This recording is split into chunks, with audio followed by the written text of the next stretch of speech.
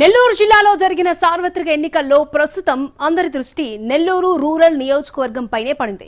ఈ నియోజకవర్గంలో తెలుగుదేశం పార్టీ తరపున సిట్టింగ్ ఎమ్మెల్యే కోటంరెడ్డి శ్రీధర్ రెడ్డి పోటీ చేస్తున్నారు. మరోవైపు అధికార పార్టీ తరపున నెల్లూరు పార్లమెంటు సభ్యుడు ఆదాల ప్రభాకర్ రెడ్డి బరిలో ఉన్నారు.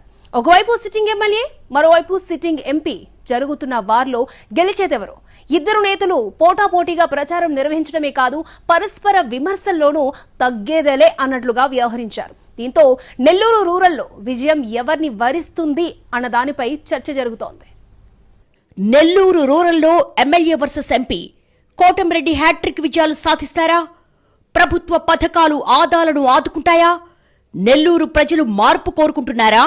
ఆంధ్రప్రదేశ్లో 175 స్థానాలకు ఎన్నికలు జరిగినా ప్రజల దృష్టి మాత్రం కొన్ని నియోజకవర్గాల మీదే ఉంది. ఎందుకంటే ఆ నియోజకవర్గాల్లో పోటీ చేస్తున్న అభ్యర్థుల చరిత్ర, పార్టీల బలాబలాలు వంటి అంశాలతో వార్తల్లోకెక్కాయి. అలాంటి అసెంబ్లీ స్థానమే నెల్లూరు రూరల్ నియోజకవర్గం.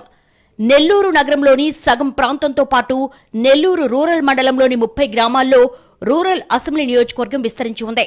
2009లో జరిగిన నియోజకవర్గాల పునర్వ్యవస్థీకరణలో నెల్లూరు, సర్వేపల్లి, రావూరు నియోజకవర్గాల్లోని కొన్ని ప్రాంతాలను కలిపి నెల్లూరు రూరల్ ను ఏర్పాటు చేశారు.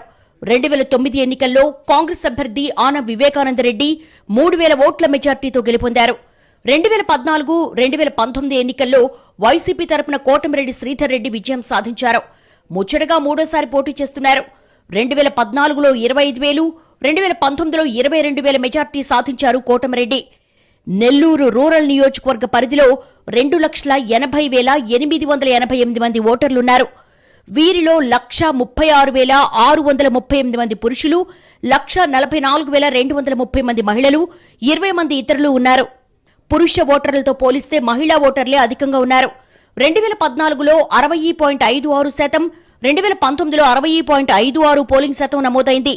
ప్రస్తుత ఎన్నికల్లో 67.76% పెరిగింది.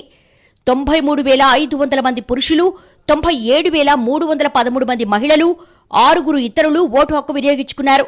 మొత్తం 190,324 మంది ఓటు వేశారు.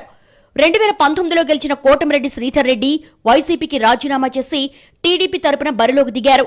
ఆయన తరపున కుటుంబ సభ్యులంతా క్యాంపెయిన్ చేశారు. గతంతో పోలిస్తే అధికంగా పోలింగ్ శాతం నమోదు కావడం కూడా తమకు కలిసొస్తుందని అభిప్రాయపడుతున్నారు. కోటంరెడ్డి పార్టీని వీడడంతో ఎంపీ ఆదాల ప్రభాకర్ రెడ్డిని రూరల్ నుంచి బరిలోకి దించింది వైసీపీ.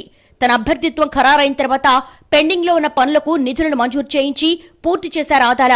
నెల్లూరు లోక్సభ అభ్యర్థిగా విజయసాయిరెడ్డి పోటీ చేయడంతో వైసీపీ కేడర్ ఉత్సాహంగా పనిచేసింది.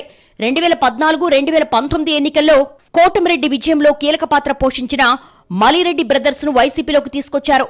మలిరెడ్డి బ్రదర్స్ నియోజకవర్గంలో పట్టుండటంతో అది తమకు ప్రయోజనం కలిగిస్తుందని వైసీపీ నేతలు అంటున్నారు. 2014, 2019 ఎన్నికల్లో శ్రీధర్ రెడ్డి విజయానికి మలిరెడ్డి బ్రదర్స్ విశేషంగా కృషి చేశారు. ఇన్నాళ్లు తెర వెనక రాజకీయాలు నడిపిన వీరు ఈసారి ప్రత్యక్షంగా రాజకీయాల్లోకి వచ్చారు. శ్రీధర్ రెడ్డి ఎత్తులకు పై ఎత్తులేస్తూ ఆదాల ప్రభాకర్ రెడ్డికి అండగా నిలిచారు. కోటంరెడ్డి సోదరుడు గిరిధర్ రెడ్డి దందాలు, అవినీతి దోపిడీలను ఆదాల ప్రజల్లోకి తీసుకెళ్లారు. రూరల్ నియోజకవర్గంలో ప్రశాంతంగా వ్యాపారాలు చేసుకునేలా చూస్తామని హామీ ఇచ్చారు. ఆదాల చేసిన అభివృద్ధి పనులు, ప్రభుత్వ పథకాలు తమకు సులభంగా గెలిపిస్తాయని వైసీపీ నేతలు ధీమా వ్యక్తం చేస్తున్నారు.